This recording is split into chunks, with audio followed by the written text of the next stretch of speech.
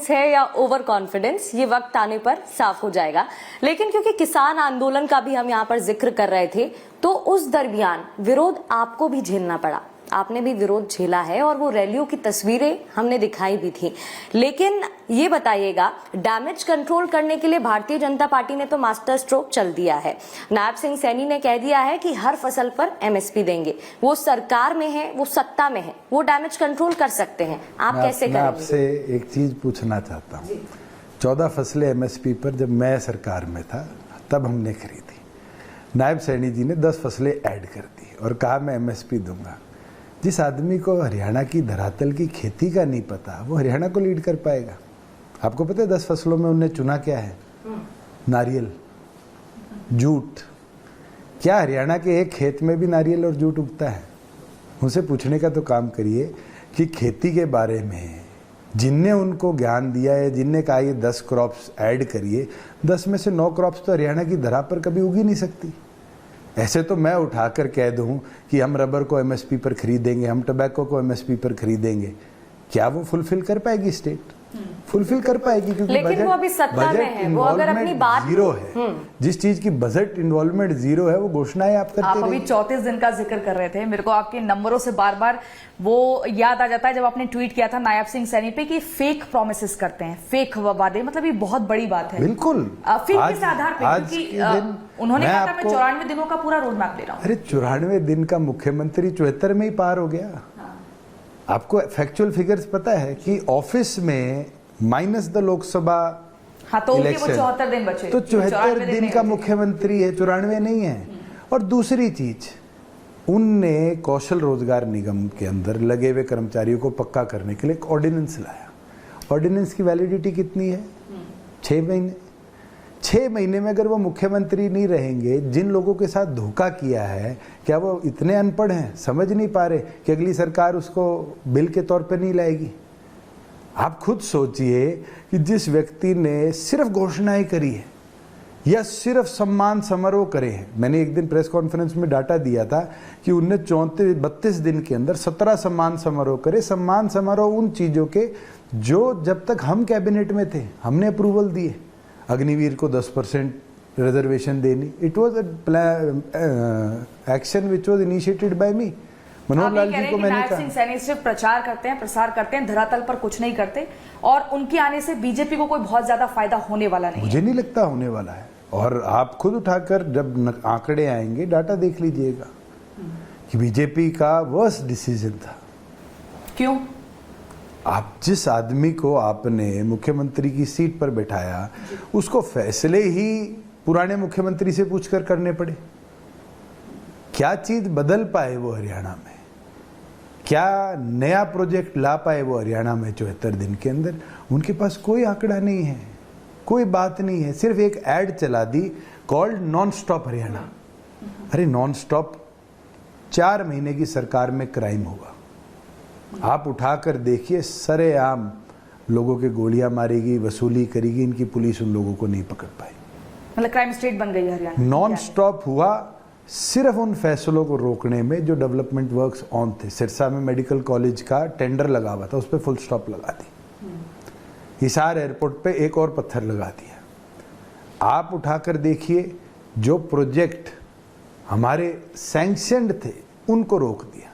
या non stop थे कि मैं पत्थर ही पत्थर लगाऊंगा। पत्थर किन परियोजनाओं के? जिनका एडमिनिस्ट्रेटिव अप्रूवल हमने दे रखा था आज से 4 महीने पहले। वही एयरपोर्ट जिसका 8 बार उद्घाटन हुआ था? मेरे टाइम पे तो 1 बार हुआ था। 7 बार तो मेरे से पहले या मेरे से बाद हुआ। और मुझे खुशी है कि जो पत्थर हमने लगाया रनवे का, वो इंडिया का सबसे बड़ा रनवे अब फंक्शनल है। एयरपोर्ट अथॉरिटी कैलिब्रेशन कर रही है और मुझे उम्मीद है कि अक्टूबर नवंबर के अंदर we will have first commercial flight operating from that airport. चलिए, जेजेपी पर भी आ जाते हैं। और जब जजपा की बात होती है तो आंकड़े हमारे पास हैं और आंकड़ों के हिसाब से अभी जो डेटा निकलकर सामने आ रहा है वो यही बता रहा है। लोकसभा चुनाव की बात करें तो वहां पर हार का सामना करना पड़ा था। अकेले चुनाव लड़ने की आपने बात कर दी है।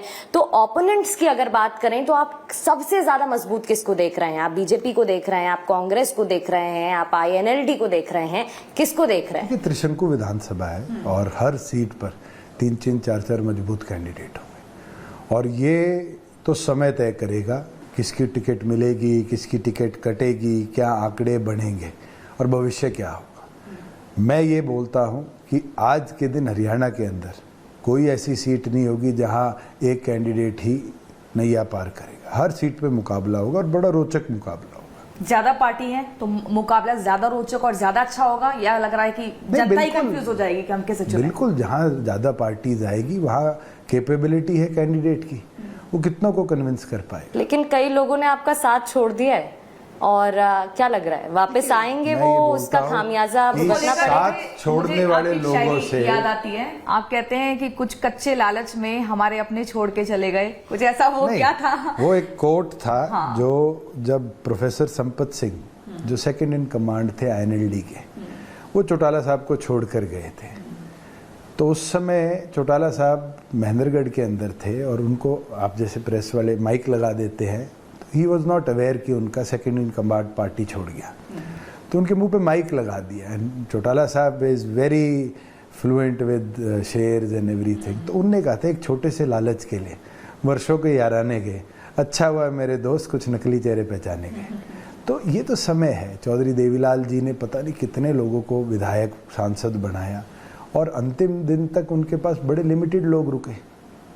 ये तो बदलाव अब राजनीति के अंदर आते रहते हैं। जो रीजनल पार्टीज लोगों को तैयार करती है, नेशनल पार्टीज उनको चोरी भी करती है।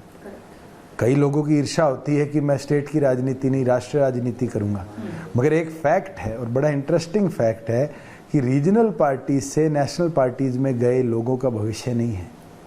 आज हमारे पास 10 उदाहरण नहीं है जो रीजनल पार्टीज से जाकर नेशनल पार्टीज को लीड कर रहे हैं।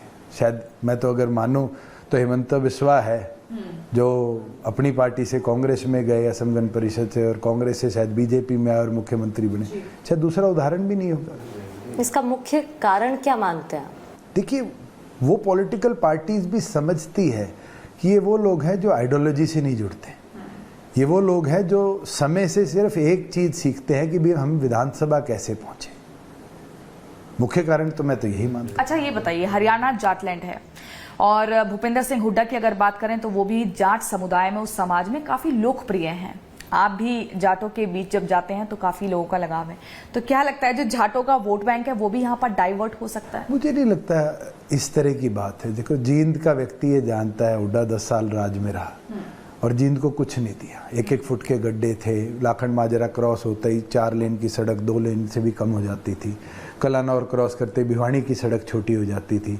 इवन देन सोनीपत जिसको वो अपना कहते हैं, खरखोदा में सड़कें छोटी थी। ओवरऑल डेवलपमेंट पर भूपेंद्र हुड्डा ने कभी काम नहीं किया। और ये तो आज कांग्रेस में भी गारंटी नहीं है कि भूपेंद्र हुड्डा मुख्यमंत्री बनेंगे।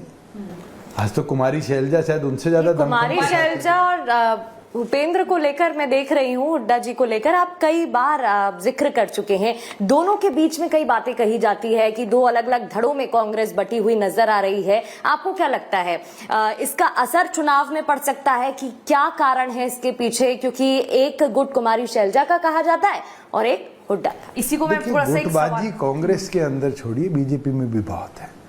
कौन किसको टिकट दिलाएगा? हाँ, तो मनोहर लाल जी के 5 PA भी, OSD भी टिकट की रेस में है। उनमें से किसको टिकट मिलेगी? पॉलिटिक्स के अंदर नेशनल पार्टीज में तो लॉबिंग सबसे बड़ा एक महत्वपूर्ण हिस्सा है टिकट लेने।